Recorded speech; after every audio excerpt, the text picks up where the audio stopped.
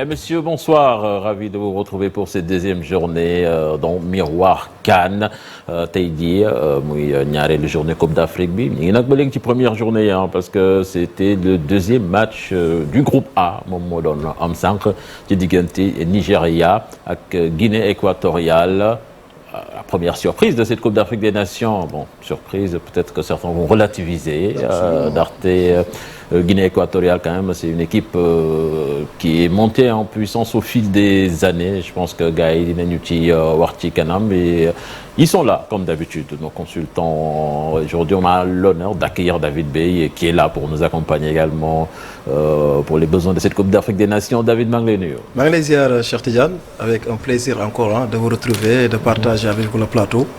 De nous, un ami à moi, un ami très lointain, Wiag aussi. Un très grand footballeur. Un très grand footballeur. On a partagé beaucoup de terrain ensemble. Donc, du coup, voilà, tous les téléspectateurs de la TFM qui nous suivent. Voilà, Babacar. Bonsoir. Bonjour. Bonsoir, Cheikh Tidiane. maa ngi nuyu téléspectateurs yi di nuyu sama grand yi ma fi nekkaloon démb. Donc di nuyu David que je retrouve gëj nañ gisante. Et j'espère que tey journée bi dina ici aussi on a l'habitude d'organiser des retrouvailles. Tout à fait. C'est ça. Talla, bonsoir. Bonjour cher Tidiane, donc di nuyu David, di nuyu Babacar, di nuyu Lamine et di nuyu nos fidèles téléspectateurs. Donc j'espère qu'on aura l'occasion de débriefer sur l'ensemble des matchs de la journée. Inch'Allah. Lamine maa ngi lay nuyu. Cheikh Diallo maa ngi lay fay di am toujours mbégte saa su ne di toog ak yéen di jàkkaarloo téléspectateurs yi pour wax waxu football avec passion di nuyu Babacar ak David que je vois souvent de l'autre côté. Il est là aujourd'hui. Non, je suis là. Donc voilà am mbégte toujours daal di nekk téléspectateurs yi di wax ak football. Voilà, merci beaucoup. Bon, Vieux Diouf quand même nous a bouffé pas mal de temps.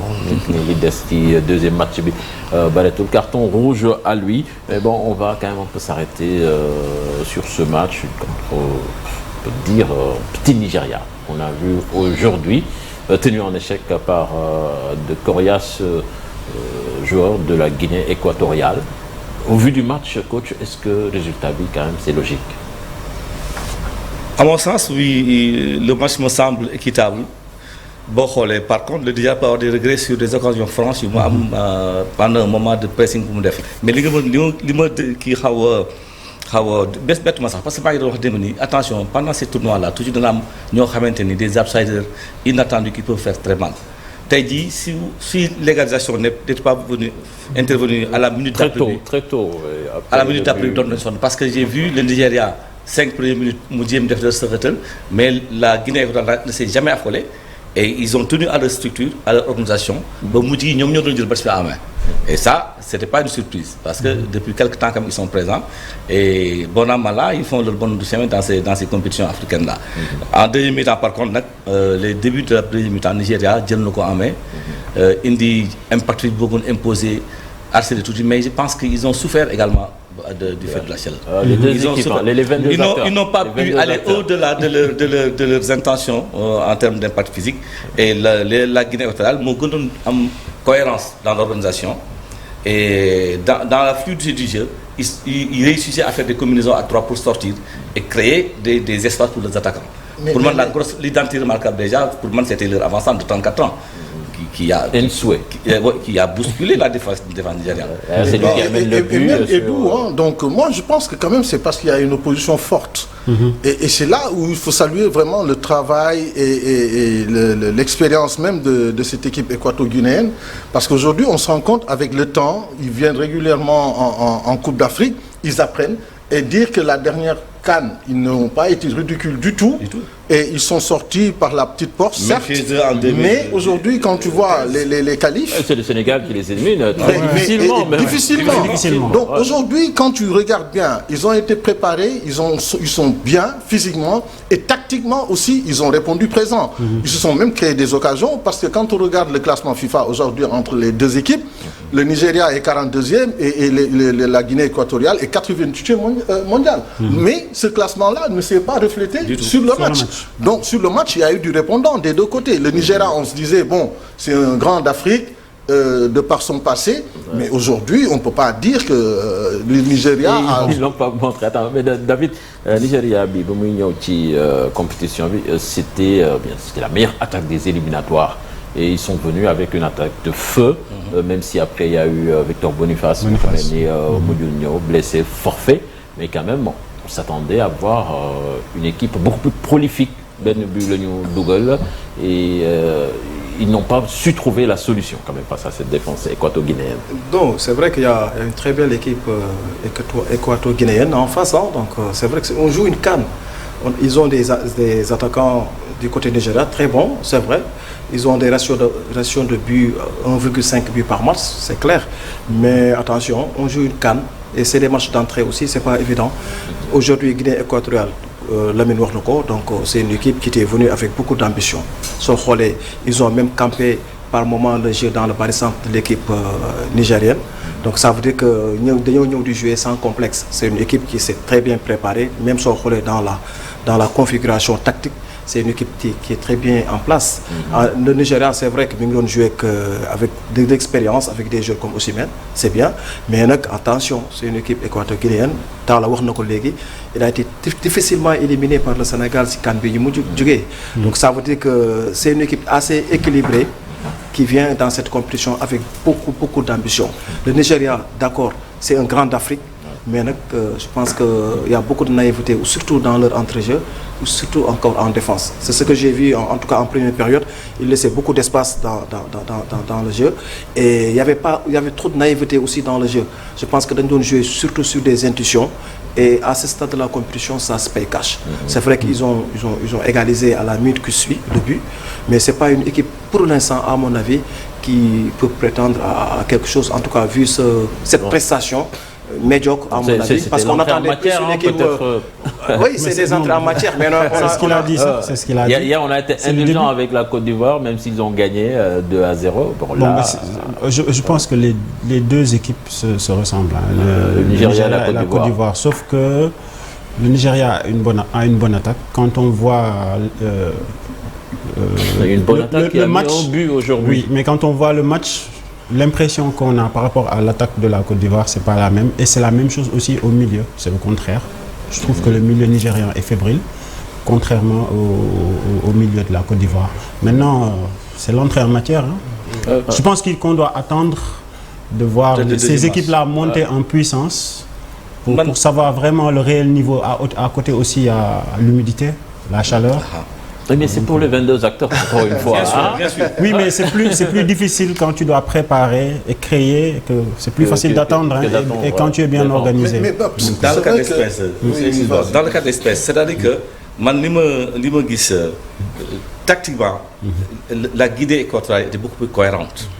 Bien en place même. Déjà, dans une phase de développement où ils vont chercher le ballon, ils te mettent un 4-1-3-2 qui est vraiment compact et qui empêche aux Nigérians de percevoir un bribe d'espace pour jouer.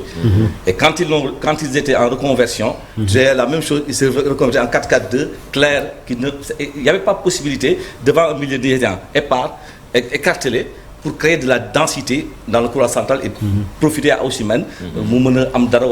Mais pourtant, malgré ça, le Nigeria s'est créé des occasions franches. Tout à fait. C'est pour ça que je pense qu'il faut... Ils ont des regrets parce qu'ils ont eu les occasions les plus franches. Mais ce n'est pas des occasions qui sont intervenues du fait d'une organisation classique. Mais c'est-à-dire que souvent, c'était une perte de balle inattendue d'un défenseur. Mais sinon, le Nigeria a souffert. Effectivement, mais moi, da ngay am ñaari gis-gis. Mooy ngay xool déjà comment ils vont faire la Côte d'Ivoire. Parce que les deux équipes qui ont joué aujourd'hui, du point de vue prestation, ñaari équipe ñoo gën a feeñ que équipe démb yi. Du point de vue organisation, du point de vue jeu et du point de vue structuration tactique. Donc enrichissement yi moom moo gën a feeñ. Il nous reste 5 minutes. On va aborder ce match qui commence donc dans 5 minutes, Égypte-Mozambique. On attendra forcément Mohamed Salah, donc, qui est très en forme actuellement. Là, on se dit que c'est le moment ou jamais pour lui.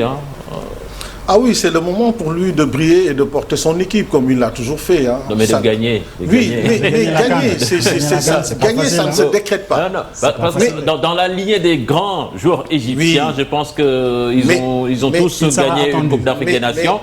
Et Salah, peut-être qui est considéré comme le plus grand d'entre eux. Et pour le moment, le palmarès, il est vierge. Mais dis-toi que la période où l'Égypte gagnait régulièrement, le niveau n'était pas aussi élevé qu'aujourd'hui pour le football africain. Le niveau a énormément progressé. Aujourd'hui, il n'y a plus de petites équipes.